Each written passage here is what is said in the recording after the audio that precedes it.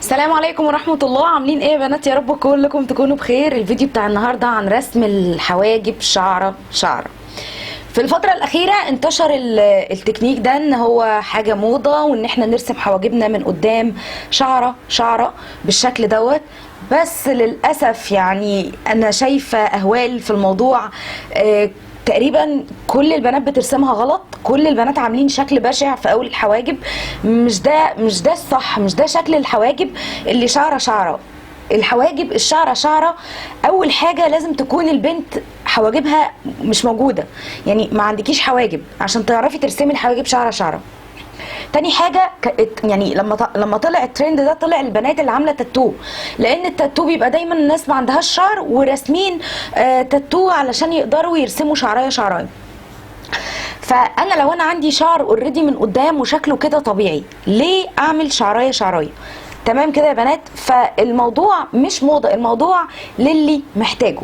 تمام كده؟ طب لو انا حابه الشكل بتاعه وعايزه اعمله وانا برضو حواجبي كثيفه وكويسه وفيها شعر من قدام ومن ورا وكل حاجه، اعمله ازاي؟ ده اللي هعلمه لكم في الفيديو، علشان الاخطاء اللي انا شفتها كتير في الفيديوهات اللي فاتت.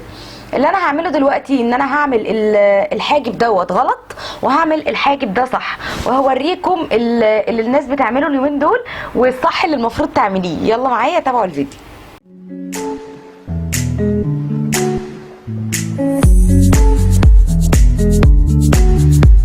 من الاخطاء اللي البنات بتعملها انهم بيرسموا الحاجب عادي جدا،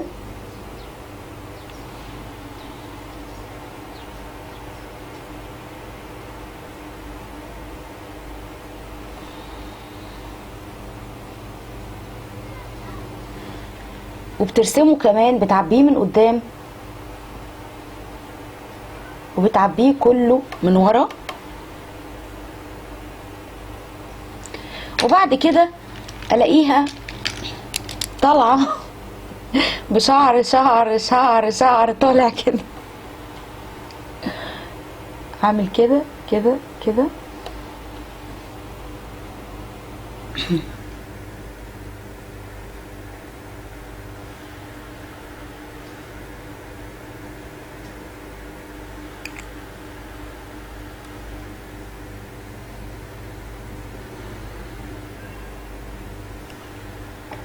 ده للاسف اللي انا بشوفه في معظم السوشيال ميديا، الاقيهم راسمين حواجبهم بالشكل ده، الحواجب كلها مرسومه ومطلعه شعر كانه شعر زايد، او شعر المفروض يتشال من الحواجب، او شعر المفروض يتسرح.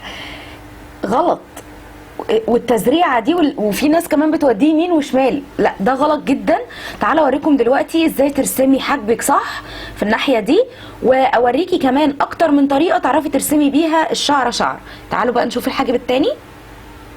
اول حاجه بترسمي حاجبك، بنبدا رسم الحواجب من المنتصف، وابتدي اعلي الحاجب بتاعي. الرفعه بتاعته بتكون من النص،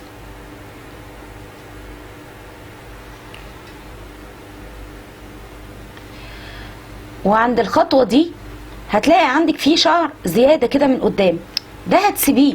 لو عندك شعر اوكي ومفيش مشاكل هسيبه، لكن لو ما عنديش شعر هعمل ايه؟ او لو حابه اعمل شكل الشعرايه شعرايه هعمل ايه؟ اول حاجه خالص بتاخدي فرشه حواجب تكون السن بتاعها رفيع جدا بالشكل ده، وبعدين هتاخدي الجل. ما بتترسمش بالباودر للاسف، لازم يكون عندك جل. وبعدين تبتدي تطلعي الشعره شعره من عند الخط اللي انت عاملاه تحت ده. الشعره شعره علشان تترسم صح لازم تكون بنفس اتجاه الشعر، ما تطلعش عن اتجاه الشعر، يعني تكون بالشكل ده. اميل البروش بتاعتي وابتدي، شايفين قصدي ايه؟ امشيها على اتجاه الشعره.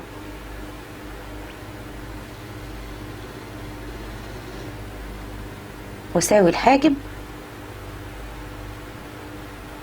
وما تطلعش بره حدود الحواجب. انك تطلعي الشعر كده ده اصل والله انا شفت ميك اب ارتست كتير جدا جدا كده عاملين كده ومشهورين يعني. تمام. الصح انك تطلعي الشعره كده بنفس اتجاه شعرة بتاعتك الاصلية، يكون بالشكل ده، يكون الحاجب مفرغ من قدام وطويل وتقيل من ورا. اما اني اطلع بره حدود الحاجب وباقي الحاجب يبقى مرسوم، ده غلط جدا. دي الطريقة الصحيحة. الطريقة التانية هي للبنات اللي حاجبها اوريدي كثيف، يعني انا حاجبي هيكون تقيل اصلا من قدام وعايزة افرغ الشعر اللي فيه. بتسرحي الشعر بتاع حواجبك، هنعتبر ان ده حاجبي تقيل لو كده لوحده، هتقله شوية عشان كأن عندي شعر تقيل. علشان ابين شعره شعره من بدايه الحاجب، هاخد فرشه ايلاينر تكون رفيعه جدا جدا عندي، ولو كانت تخينه قصي من الشعر اللي فيها علشان ترفع قوي، تبقى قريبه من شكل الشعريه الاصلي. وهاخد اي كونسيلر يكون مش فاتح قوي ولا غامق قوي، وابتدي اعمل انا شعر ما بين حواجبي الكثيفه بالشكل ده وبنفس اتجاه الشعره.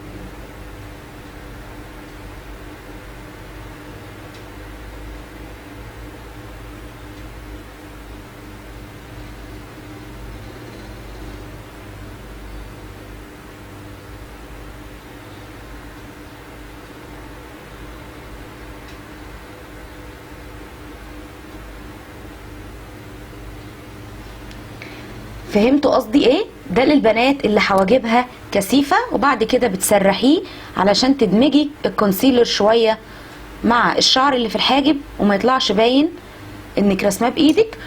ودي كده تاني طريقه تقدري ترسمي بيها حاجبك شعره شعره لو كان شعرك كثيف. يلا بينا على الطريقه الثالثه علشان اوريكم الطريقه الصحيحه لرسم الشعر شعر. كده كل اللي انت هتحتاج اي كارت عندك موجود، هتحطي عليه الجل من الناحيه دي. تعالوا اوريكم ازاي. هتاخدي الجل بالفرشه وهتحطيه على طرف الكارت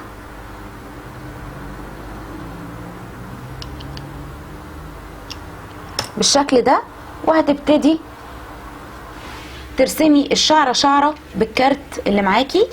انا هعمله من فوق عشان يطلع بنفس اتجاه الشعره، عشان يطلع رسم صحيح. هبتدي واعبي تاني الكارت.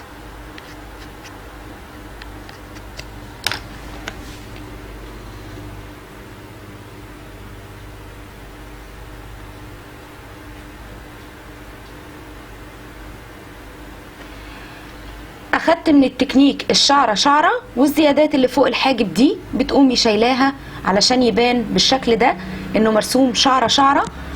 وبكده بيكون ده الشكل اللي هتعمليه لو انتي مبتدئه.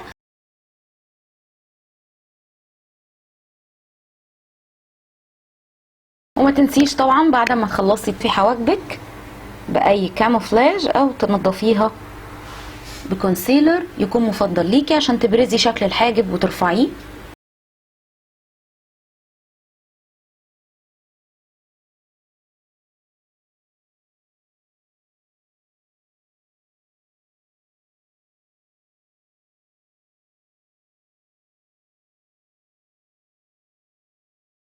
وبكده اكون خلصت شكل الحاجب الصح، وده شكل الحاجب الغلط.